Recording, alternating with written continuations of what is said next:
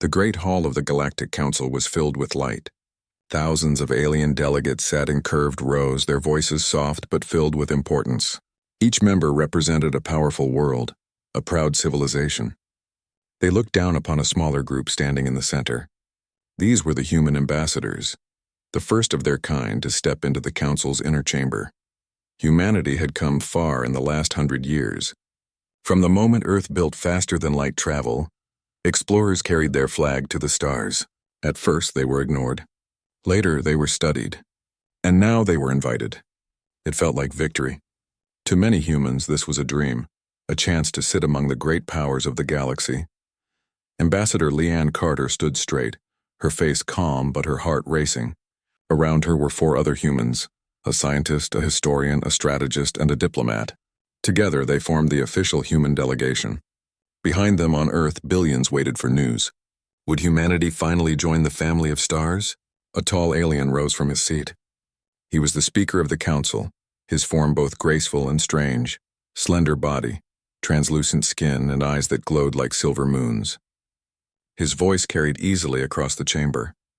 "Humanity," he said, "you are welcome to the Galactic Council. Today begins a new chapter for your species. You will gain wisdom, knowledge, and protection. Together we shall build a brighter future." The chamber erupted in soft applause. The humans bowed. Cameras recorded every moment. To Earth it looked like a triumph. For the Council it was something else. Behind the polished words, the Council carried secret thoughts. To them, humanity was not a partner but a problem. They had seen Earth's rapid progress.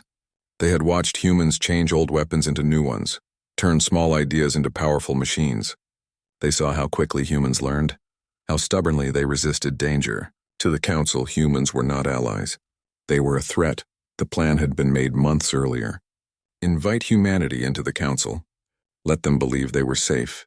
Then weaken them quietly, cut off their strength, and keep them forever under control. Other species had been broken this way before.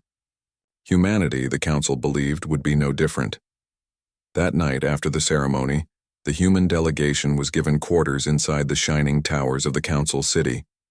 From the windows, they saw stars burning bright above alien skies. The humans celebrated with quiet joy. Dr. Ahmed, the scientist, spoke first. "Do you realize what this means? Access to their libraries, their technology. Earth will leap forward in decades instead of centuries." Ambassador Carter smiled, though her mind was restless. "Yes, but let us not forget. Trust is earned, not given. We must watch carefully." Her words would soon prove true. Back on Earth, strange events began to unfold. Communication satellites flickered. Orbital stations reported malfunctions. The great space elevators in Africa and South America slowed, their systems disrupted by unknown signals. Engineers worked day and night, but the problems multiplied. At first, it seemed like bad luck. Then patterns appeared. The failures were too precise, too well-timed. Admiral Reyes, head of Earth's defense fleet, stood in a dark control room, watching the reports. His jaw tightened. "This is sabotage," he whispered. "Someone is shutting us down." Meanwhile, within the secret halls of the Council, the true plan unfolded. A meeting was held in a chamber hidden from human eyes. The Speaker and 12 of the highest-ranking Council members gathered around a long table of crystal light. "The humans are dangerous," one delegate said. "They fight like fire. If we leave them unchecked, they may rise beyond control." Another nodded. "We must act now. Their defenses are already weakening. Soon they will have no choice but to obey." The Speaker raised a hand. "Yes, humanity grows too quickly. Their spirit is unpredictable. We have seen them resist odds that crush others. If we let them stand freely, they will challenge our rule. But if we break them here now, they will never rise again." There was silence, followed by agreement. The Council had decided humanity would not be partners. They would be prisoners. The first open sign came weeks later. Earth's defense ships near Jupiter reported enemy movement, an entire Council fleet appearing without warning. The humans tried to hail them, but no reply came. Instead, the alien ships moved closer, their weapons glowing. In the Council chambers, Ambassador Carter confronted the Speaker. "What is happening?" she demanded. "Your fleets are surrounding our system. Our stations are failing. Is this your idea of peace?" The Speaker's glowing eyes remained calm. "You misunderstand, human. This is protection. You are unstable. For the safety of all, your strength must be guided. Be grateful. We will care for you." Carter's hands shook, but her voice was firm. "You promised unity. You promised respect. And yet you betray us?" The speaker leaned closer, his voice cold.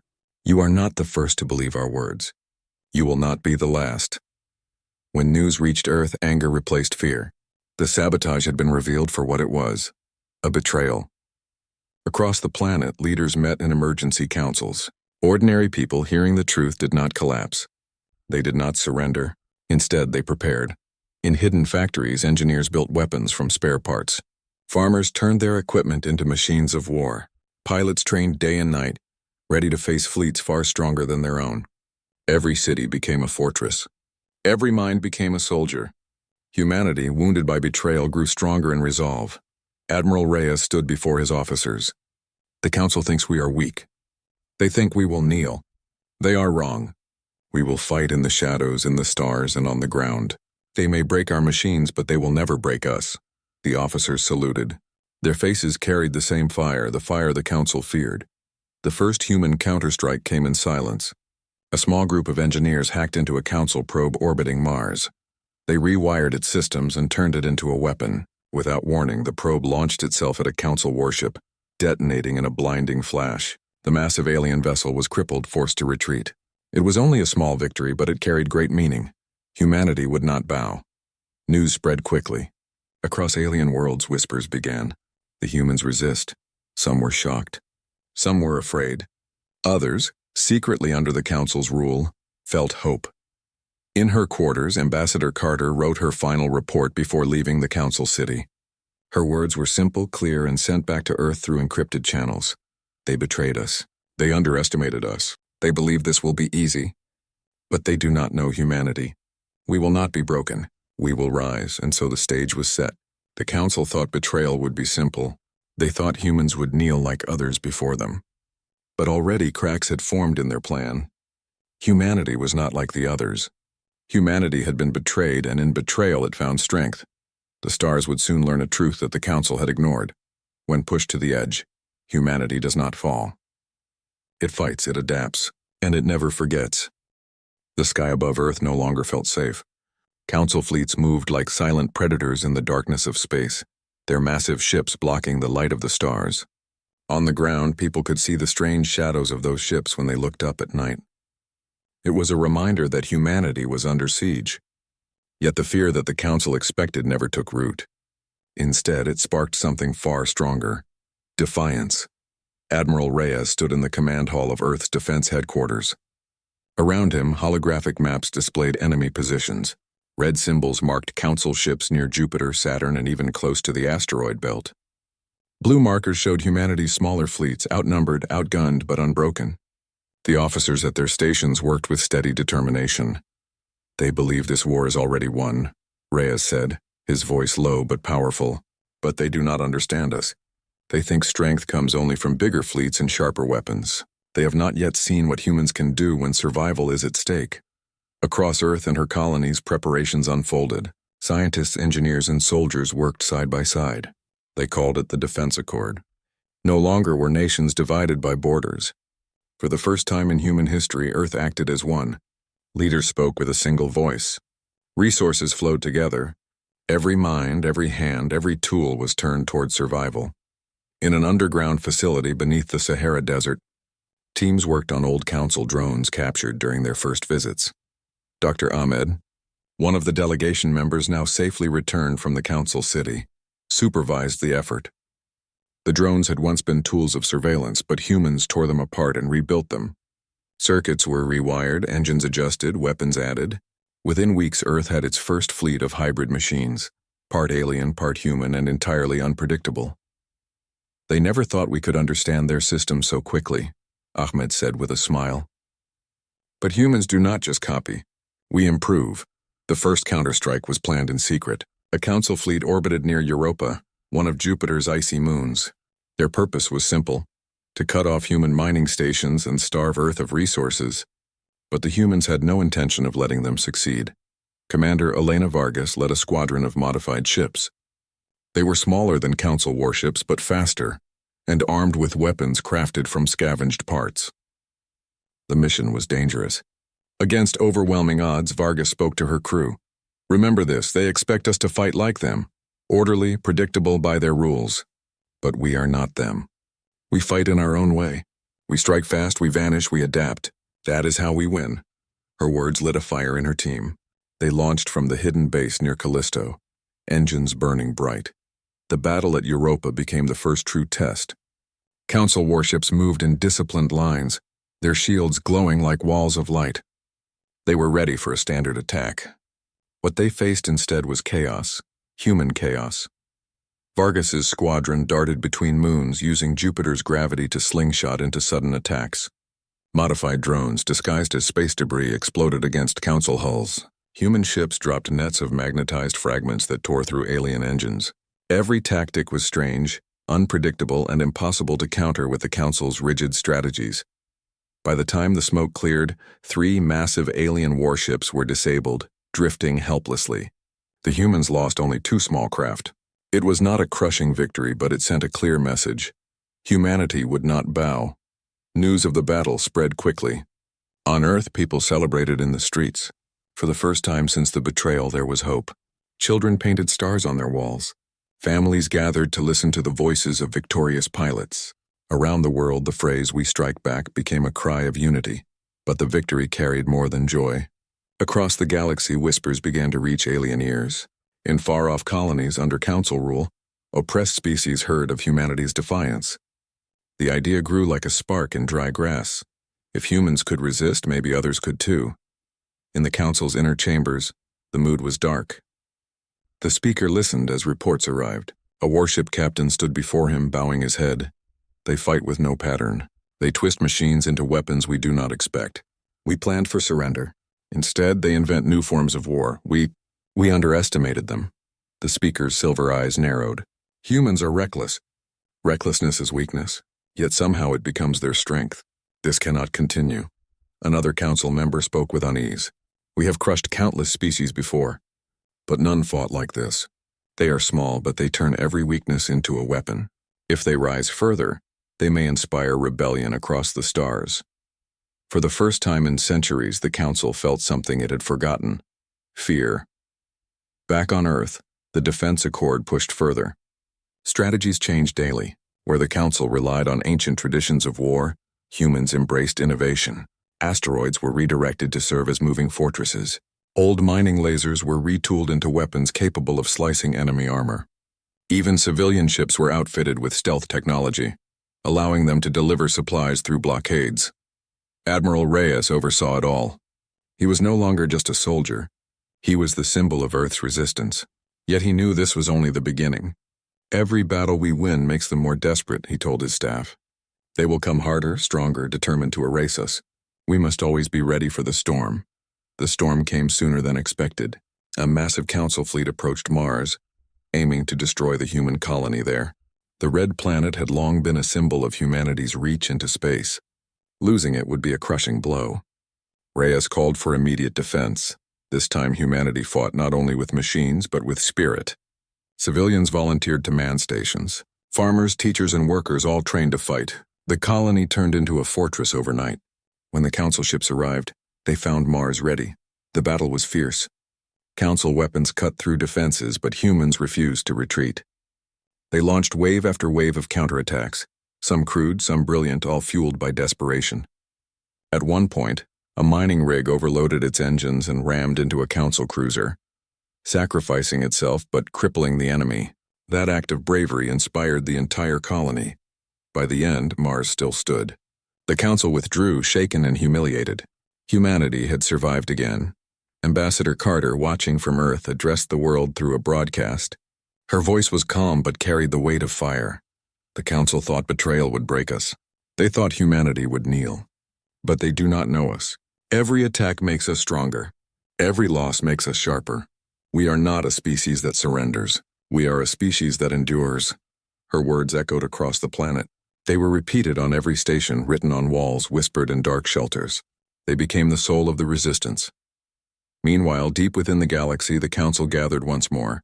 Reports poured in. Losses, failures, rebellions growing. For the first time, the speaker did not speak with certainty. His glowing eyes dimmed. "If we cannot crush them soon," he said, "humanity will change everything. They will not just resist us, they will inspire others. And then the council will no longer rule." Silence filled the chamber. The truth could no longer be denied. Humanity was no longer just a problem. They were becoming a force. On Earth, Admiral Reyes looked at the stars through the command hall window. Ships moved like bright sparks across the night sky. He thought of those who had fallen, and of those still fighting. The war was far from over. But one thing was clear. Humanity had struck back and the galaxy had noticed. "They betrayed us," he said quietly. "But we are not broken. We are just beginning." The galaxy had grown used to the strength of the Galactic Council. For centuries, its fleets moved wherever they pleased, and its laws silenced resistance. Most species lived under their rule, too afraid to rise, too broken to hope. The Council's word was final, its power unquestioned. But now, whispers traveled across the stars, whispers of humans who fought back. On a small mining colony beyond Council space, workers heard the news from a smuggler. "The humans stood against them at Mars," he said. "They crippled warships at Europa. They fight like no one else." The workers looked at one another with wide eyes. For generations, their people had lived under Council control, their rebellions crushed before they began. But if humans could resist, perhaps they could too. The spark of fear the Council felt was matched by a spark of hope across the galaxy. Inside the Council's grand chamber, the speaker faced the delegates once more. Reports glowed on crystal displays, losses in battles, failed blockades, and even signs of rebellion on distant worlds. "They should have been broken," one delegate hissed. His skin rippled with unease. "We weakened their satellites, cut their defenses. Yet they resist. They even strike back." Another delegate pounded the table. "This cannot continue. If other species see this, they will no longer fear us. Humanity must be erased." The speaker lifted his hand, his glowing eyes dim with frustration. "We have underestimated them. Humans do not fight with numbers or order.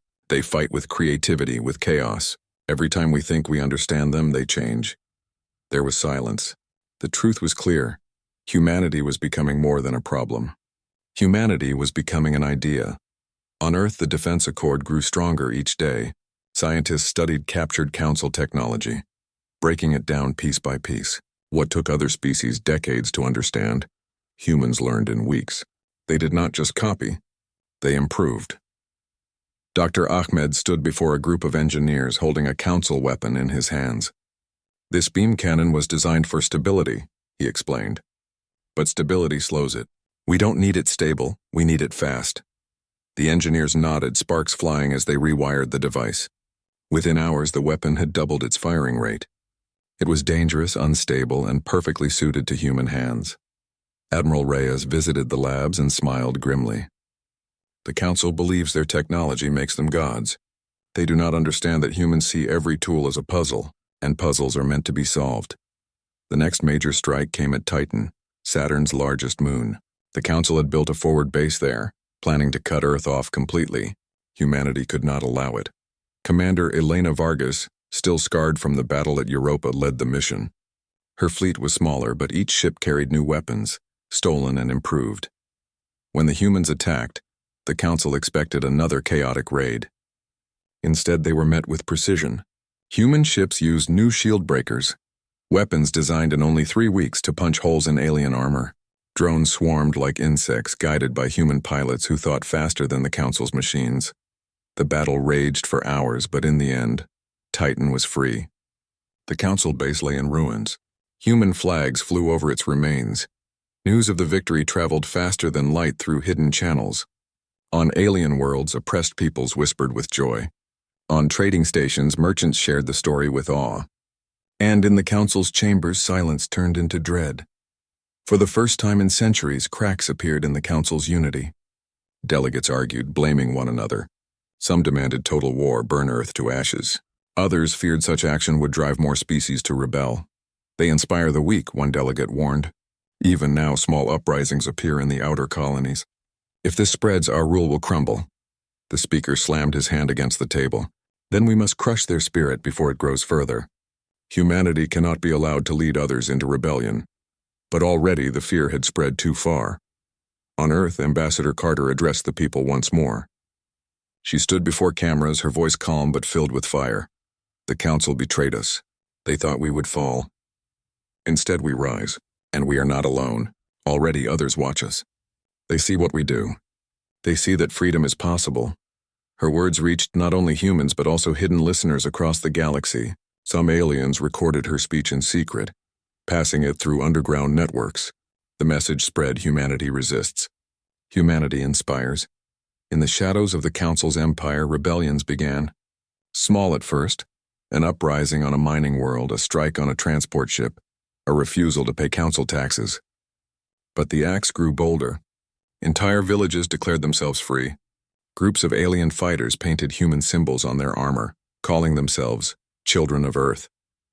The Council struck back harshly, but every blow only fueled more anger. For the first time, the Council's authority was questioned. The galaxy was changing. Meanwhile, humanity prepared for the inevitable. The Council would not sit idle. They would bring their greatest weapons. In the Defense Accord chambers, Admiral Reyes studied intelligence reports. They will send their heavy fleet soon, he said. Ships larger than cities, weapons that can tear planets apart. If we fight them head-on, we will lose. Dr. Ahmed leaned forward. Then we won't fight them head-on. We fight as we always have, on our terms. Plans were drawn. Traps were built. The humans were ready for the storm. The storm came at Ceres, the dwarf planet in the asteroid belt. The Council deployed a fleet larger than any seen before. Their ships glowed like suns, their weapons ready to erase everything. They expected to crush the humans quickly. Instead, they found themselves inside a battlefield crafted by human hands. Asteroids moved in strange patterns, redirected by hidden engines. Mines disguised as rocks exploded against alien hulls. Human ships darted between debris, striking and vanishing. Council vessels fired wildly, but their discipline turned against them. They could not adapt to chaos. One by one, the mighty ships fell. Some were crippled, others forced to retreat. Humanity's losses were heavy, but the battle was won. The galaxy trembled. The Council's power was not absolute. Humanity had proven it. After the battle, Admiral Reyes stood before his weary soldiers. His voice carried through the comms. They thought betrayal would end us. They thought strength was measured in numbers and size. But strength is measured in will. And our will cannot be broken. Today we did more than survive. We showed the galaxy that the Council can bleed. The soldiers cheered. Across Earth, people celebrated. And across the stars, the whispers grew louder, sharper, unstoppable. In the Council chambers, panic spread. Delegates shouted, blaming one another, their unity shattered. The speaker tried to calm them, but even he felt the truth. If humanity continues, we will lose control, he admitted. They fight like no other. They turn our power into weakness. If we do not stop them soon, the galaxy will no longer fear us, it will follow them.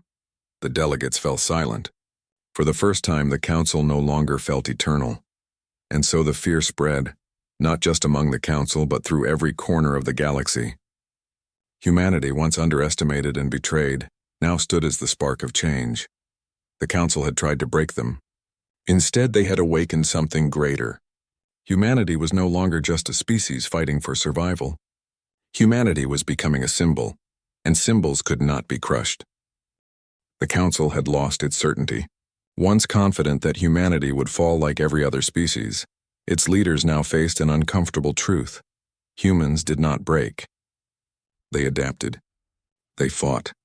They inspired. The whispers of rebellion across the galaxy had grown into murmurs of hope, and the Council felt the first real cracks in its empire. Inside the high chambers of the Council, delegates argued fiercely. We cannot allow them to rise further, one hissed. We must offer them terms, even if it means humiliation. Otherwise, their influence will spread. The speaker, always calm, now looked strained. Do not underestimate them. They will not kneel. We have tried subtlety, threats, power. None of it works. If we strike too hard, we risk turning others against us. Yet if we hesitate, humanity's resolve will only grow. The Council had entered a new stage of fear, desperation. Meanwhile, on Earth, humanity prepared not only to survive, but to lead. The Defense Accord had evolved beyond mere defense. It had become a movement.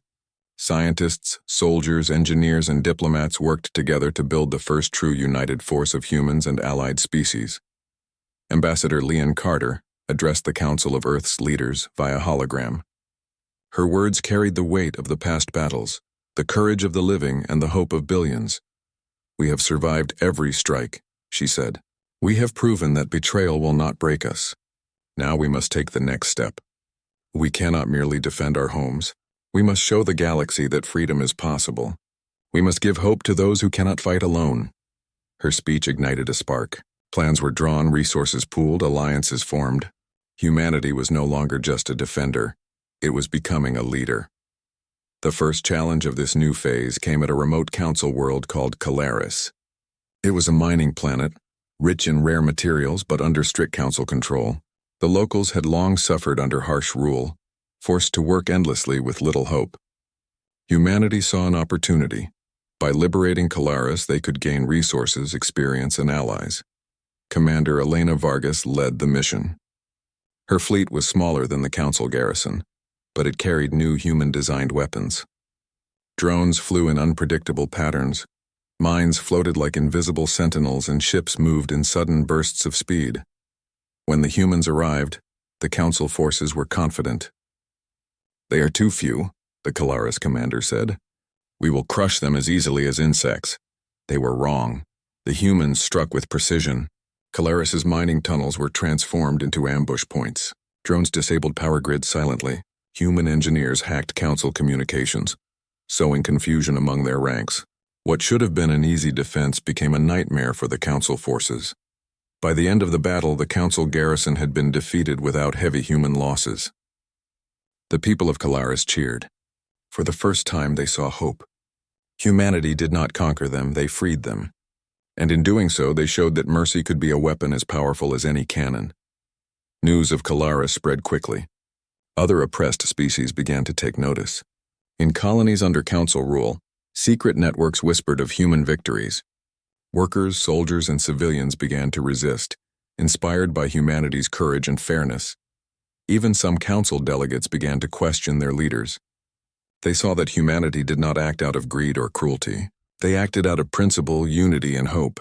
Slowly, the loyalty of the council's empire began to erode from within. On Earth, the human leaders were careful not to overreach. Every strike was strategic. Every victory was a message. They did not seek to destroy for the sake of power. They sought to show that betrayal and oppression would never succeed against those who fight. Together, Admiral Reyes addressed the fleet before a major campaign toward a council stronghold near the Vega sector. "We do not fight to conquer," he said. "We fight to free. We fight to survive. And in every battle we prove that humanity cannot be broken. Today we will show the council that their empire is not untouchable." The crew nodded, engines humming in unison. Their courage was silent but powerful, ready to burst into action at a moment's notice. The attack on Vega was unlike anything the council had expected. Humans did not simply assault the stronghold. They moved like shadows, striking weak points, cutting off supply lines, and freeing imprisoned species along the way. Every small victory added up, creating chaos within the council's ranks. Ships that were once symbols of fear were disabled or captured. Council troops found themselves facing a force that was both unpredictable and disciplined, clever and relentless. Humans used every advantage: speed, creativity, and knowledge of the enemy's weaknesses. The council tried to respond. Massive fleets converged, ready to crush humanity in one final assault. The speaker himself coordinated the attack, confident that sheer power would end the human threat. But the humans were ready. Using newly developed stealth technology and reverse-engineered council weapons, they struck at vulnerable points. Council ships were disabled before they could reach human positions. Supply lines were cut, communications jammed, chaos replaced order. For the first time, the council realized that humanity did not fight like any species they had known. Humans were flexible, unpredictable, and unyielding. No single tactic could suppress them. No show of force could intimidate them. Back in the council chambers, panic spread. Delegates argued over blame, their voices rising in fear and frustration. "They grow stronger with every strike," one shouted.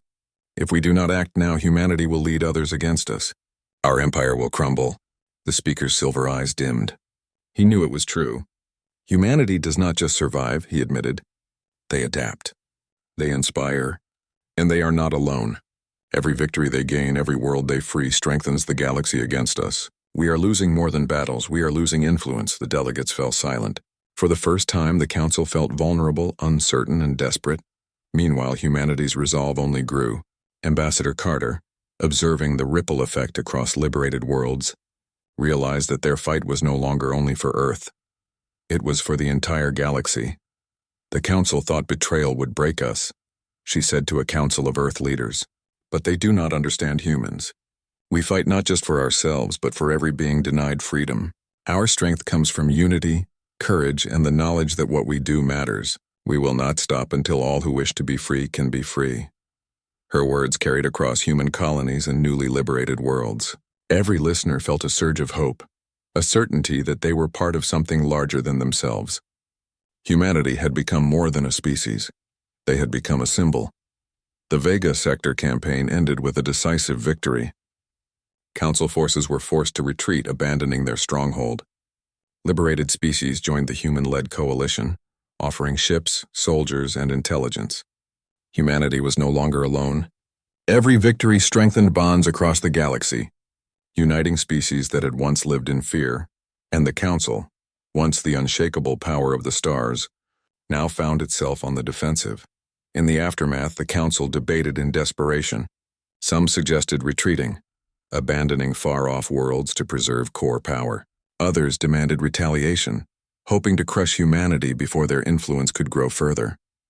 The speaker, usually calm and commanding, admitted the truth. We are no longer in control. Humanity's rise is unstoppable.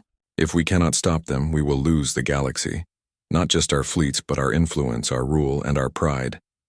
We have underestimated them, and the consequences are now beyond calculation. On Earth, Admiral Reyes watched the stars once again. He thought of the sacrifices, the battles, and the growing coalition of free species. Humanity had survived betrayal. They had struck back. They had freed worlds and inspired hope. And still, he knew the war was far from over. The Council was desperate now. They would come again, stronger, smarter, more ruthless. But humanity would be ready. With every step forward, humanity showed the galaxy a truth the Council could not deny. Betrayal could not break them. Oppression could not stop them, and the fire of freedom once lit could never be extinguished. The Council was on the edge of panic. Once masters of the galaxy, they now faced a truth they could no longer ignore. Humanity was unstoppable. Every attempt to suppress, intimidate, or control had failed. Every attack had been met with clever counters. Every world they had thought loyal now questioned their rule. Inside the Council's chambers, delegates argued violently. We cannot continue this war, one shouted. Every fleet we send is destroyed or captured. Every world we control is slipping from our hands. Another screamed, Then we flee! We leave these sectors. Abandon the outer colonies. Humanity cannot be allowed to rise further. The speaker, who had guided the Council for centuries, looked grim. We underestimated them, he admitted. They are no ordinary species. Their strength is in their unity, their courage, and their creativity. If we cannot stop them, then the galaxy itself is no longer ours. Meanwhile, humanity prepared for the inevitable showdown. Earth and its allied worlds had grown into a vast network of free colonies, each contributing ships, soldiers, and resources. Every species that had once lived under Council oppression now fought alongside humans, motivated not by conquest, but by a desire for freedom. Admiral Reyes stood before the fleet assembled near the Orion sector. Ships gleamed in the starlight, engines ready, weapons calibrated. His voice carried across the holographic communication lines. Today we face the remnants of the Council's forces. They come not to negotiate, but to flee, to escape their failures. We will allow no cruelty to continue. We will protect the oppressed, liberate those still trapped, and ensure the galaxy remembers that betrayal against humanity cannot succeed. The fleet responded with a unified roar, engines flaring in bright bursts. Every pilot, soldier, and crew member knew what was at stake. This was the final test, not only of human strength but of human resolve. The first contact came in the Vega corridor. Council ships, massive and imposing, attempted to escape into uncharted sectors. They believed their size and weapons would intimidate the humans and their allies. They were wrong. Commander Elena Vargas led the first strike. Her fleet moved with precision, Using newly developed stealth technology and coordinated maneuvers to block escape routes, Council captains found themselves trapped, their communications jammed and their weapons countered by human innovations. Every Council ship that fired was met with retaliation. Drones hijacked their systems, turning their weapons against them. Mines disguised as asteroids tore through armored hulls. Council fleets had never faced an enemy that adapted so quickly, so completely, and so intelligently.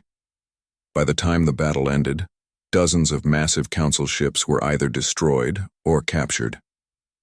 Humanity had achieved a stunning victory, but they did not celebrate. Their focus was on securing escape routes for the oppressed and maintaining the moral high ground. The Council's desperation grew. Fleeing to the outer rim, they attempted to gather the fastest ships, hoping to leave their losses behind. But humanity and their allies pursued them relentlessly.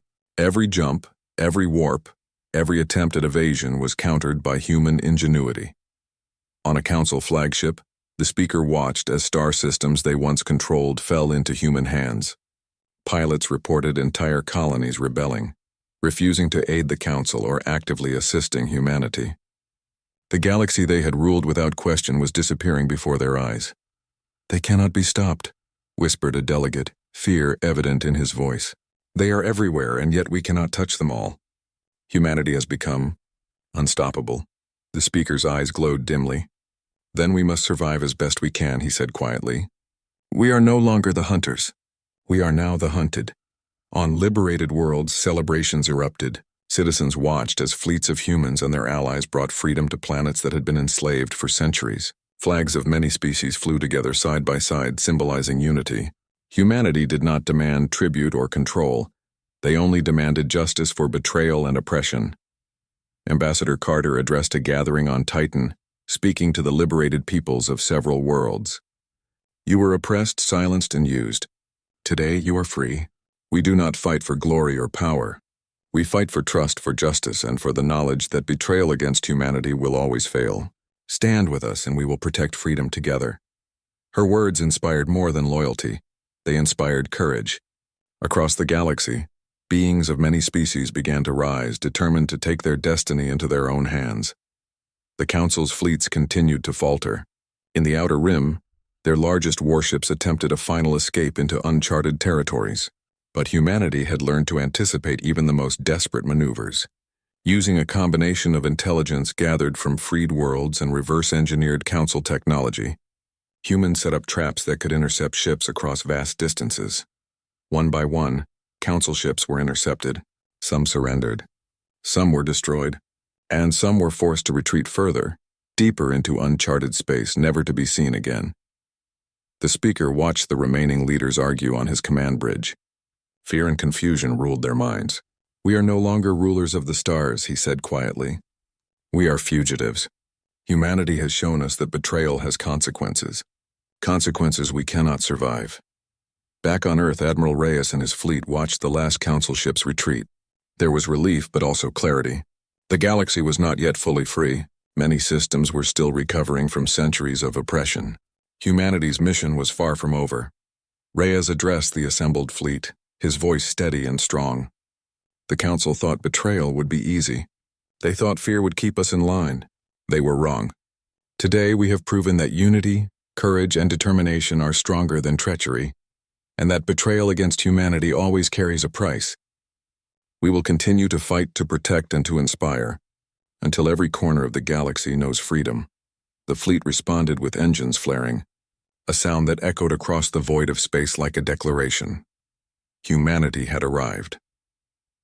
In the Council's hidden sectors, the few remaining leaders plotted survival. They knew the galaxy was no longer theirs. Systems once loyal had turned. Planets once enslaved were now free and inspired by humanity's example. They had underestimated a species that refused to be broken. Underestimated a species that fought not only with weapons, but with heart, courage, and unity. The Speaker, once the symbol of Council power, now saw only retreat and desperation. "We believed betrayal would be simple," he whispered. "We believed humans would fall. We believed the galaxy was ours, and now we are the ones who run." The irony was bitter but undeniable. Humanity had not only survived, they had triumphed. On liberated worlds, celebrations continued, but humans did not become conquerors. They offered help, training, and resources. Every freed species was given a voice in decisions about their future. Humanity's victories were never about power. They were about protection, justice, and honor. For the first time, the galaxy witnessed a species that could fight back against betrayal without becoming a tyrant themselves. Humanity had proven that strength could be tempered with compassion, that courage could inspire hope, and that betrayal would always carry consequences. As the story of the Council's defeat spread across the stars, a new era began. Humanity had not only defended its own world, they had sparked a movement that would change the galaxy forever. Every species that had been silenced now had hope. Every corner of the galaxy knew that treachery against humanity was futile. And every council leader who survived fled with the knowledge that the stars themselves no longer belonged to them. Ambassador Carter stood on Earth's observation platform, looking at the stars. She thought of the sacrifices, the victories, and the countless beings who now had a chance at freedom. They thought betraying humanity was easy, she said softly, her voice carrying over the crowd below. And they were wrong. Always wrong. The galaxy belongs to those who fight with heart, courage, and unity. And humanity? Humanity will never forget. The Council had fled. The galaxy had changed. And humanity had proven once and for all that betrayal could never defeat a species that refused to break. The stars shone brighter that night, reflecting the hope and unity that humanity had brought, not through domination, but through strength, honor, and courage. And somewhere in the distant reaches of the galaxy, the fleeing council understood the harshest truth of all. When you betray humanity, you cannot escape the consequences. The galaxy belonged to those who fought for justice, and humanity had risen to claim it.